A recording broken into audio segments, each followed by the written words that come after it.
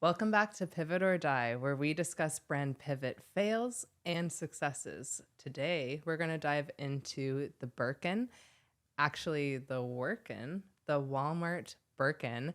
This thing has set the internet on fire, and it's really brought up a lot about the luxury retail space and kind of put it under attack. Walmart Birkin, aka the Wirkin, has overtaken the internet. Everyone's talking about it. It has put the luxury space on blast and really turned it on its head and inside out. Today, I want to dive into why Hermes is feeling pressure from something as simple as a cheap knockoff and how Hermes can pivot and stay ahead of this potential brand ruining disaster. So let's talk about Hermes and why this is such a threat to their brand. So those of you plebs, you poors, you probably don't know about how hard it is to get a Birkin. Hermes has one of the craziest branding, positioning strategies and marketing strategies ever. They really manufacture exclusivity. So I don't know if you know this, but you can't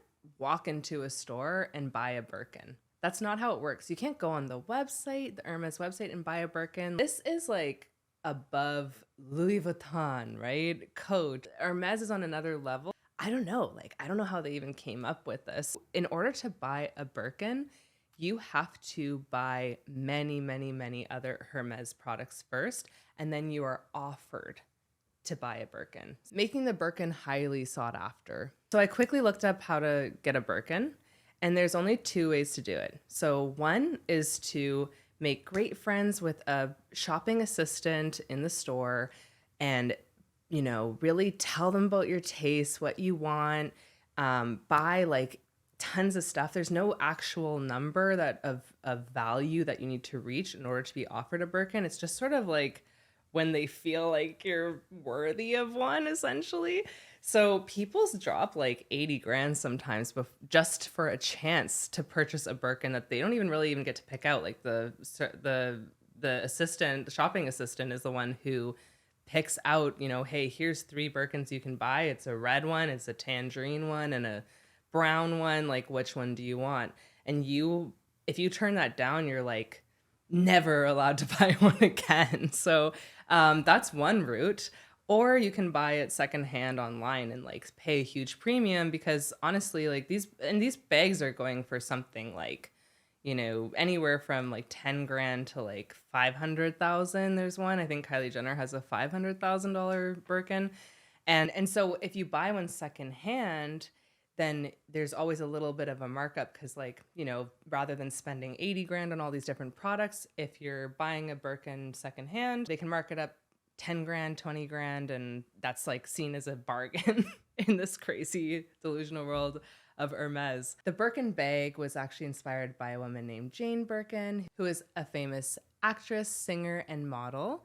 She was huge in the 60s and the 70s, and she was known for her style and her fashion. And the rumor is that she was on a plane, and the CEO of Hermes, he asked her what she needed in a bag, and she said she was always looking for something that was really practical, that she could use to create or carry around her books and her art and her drawings. So the Birkin was made. Jane Birkin was seen running around with this bag, and it was always she'd have tons of stuff hanging off of it. It would be stretched out. It would just be thrown on the ground, scuffed.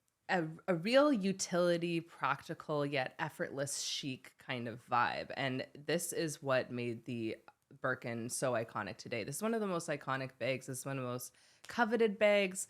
People are on wait lists for years, dropping hundreds of thousands of dollars for this Birkin. Anyway, enter the Wirkin. I feel like the Birkin has been everywhere recently on social media. There's been this big push. Fashion influencers that I follow have been, kind of, oh, look at my Birkin. Oh, Hermes gifted me a Birkin or a Kelly or a mini Kelly. So I feel like there's been this big investment to making this bag trendy again.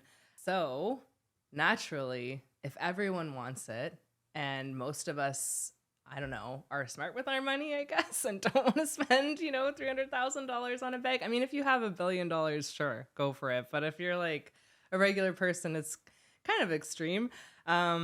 I don't know. But at the same time, like, don't you kind of want one because you want to be in this exclusive club? It's crazy. But anyway, everyone wanted one. And so then, of course, Walmart drops this Birkin dupe that looks pretty similar, to be honest. People went crazy for it. It's about $78, so under $100 instead of, minimum $10,000 for one of these things. People snatched them up. It sold out right away. And then almost as soon as it was sold out, Hermes sued and they took them right down. People were pissed that this thing was not online anymore. And it ironically made the Wirkin even more coveted and rare and exclusive than the Birkin itself.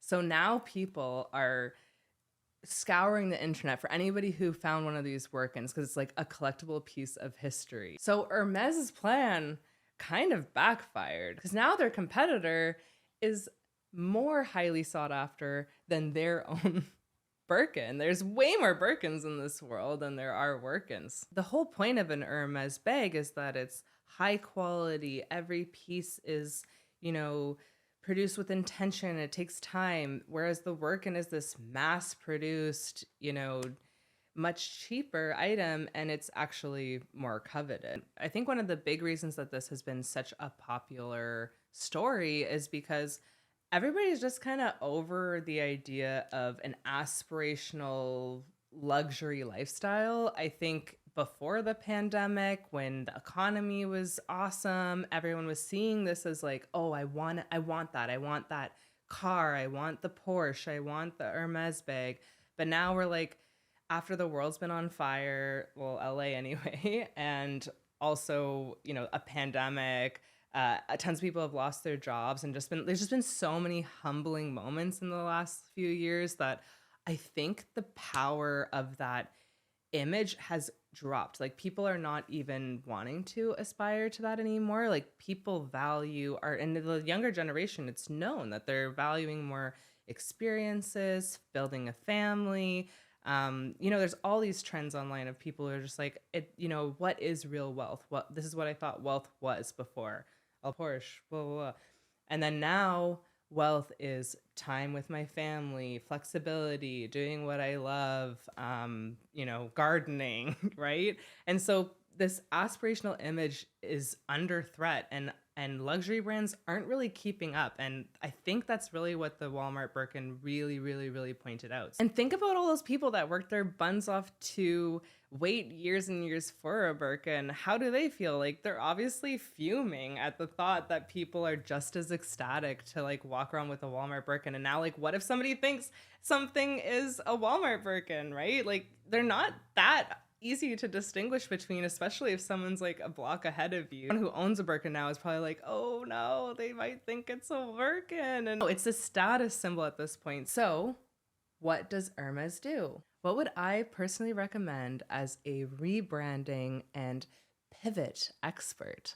I actually think that this would be a great opportunity for Hermes to pivot a little bit back to their roots. What I mean by that is really embracing the utility and the lifestyle and the image that Jane Birkin emulated, which was what the whole appeal was at first.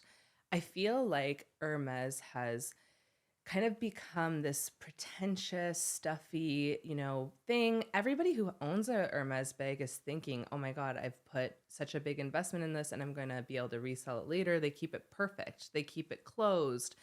People don't just like scuff it everywhere and throw their books in it anymore. I think embracing the utility aspect and really kind of almost encouraging people to really break in their Birkins and like live with it really help their image, because the younger generation is more interested in experiences and having a cool life and an interesting life.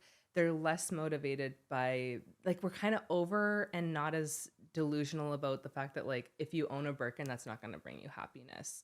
So if they were to, I think they should create a campaign that is really about, pick maybe a celebrity that is close to the embodiment of Jane Birkin, like somebody who also is kind of Rage Against the Machine rebellious, like maybe someone like Julia Fox comes in, doesn't give a crap, and just beats the crap out of that Birkin, and just you see them going on a plane, her at a photo shoot, her, you know, she's a writer writing, and she just published her novel. It would be a great fit for her to just be like writing in her notebooks and shoving them in the bag. I think campaigns like this, showing the kind of cool girl, casual, effortless lifestyle of the Hermes, would really help pivot their brand in a way that doesn't feel like it's trying to escape what it is. It actually is returning back to its roots, which I think would be really successful. Right now, this polished, you know, don't touch it, I might want to resell it later, keep it perfect, keep it in a bag kind of thing is doing more harm than good, and would really play into the new forms of luxury. Don't be the person that keeps the Legos in the box, the action figures in the box. Be the person that rips them out and plays with them. The definition of luxury is shifting, and Hermes could be the trailblazer for this. Gone are the traditional notions of rarity, craftsmanship, and price, and now luxury is more about personal fulfillment, uniqueness, and authenticity. Pivoting doesn't mean doing something new and reinventing the wheel. Pivoting can mean returning back to your roots and leaning into what made you unique in the first place. What do you guys think? What do you think? Do you like this idea? Do you think it would be a hit? Hermes, if any of you guys are watching, I would love to help you on a campaign. I really want to meet Julia Fox. You gotta pivot or die.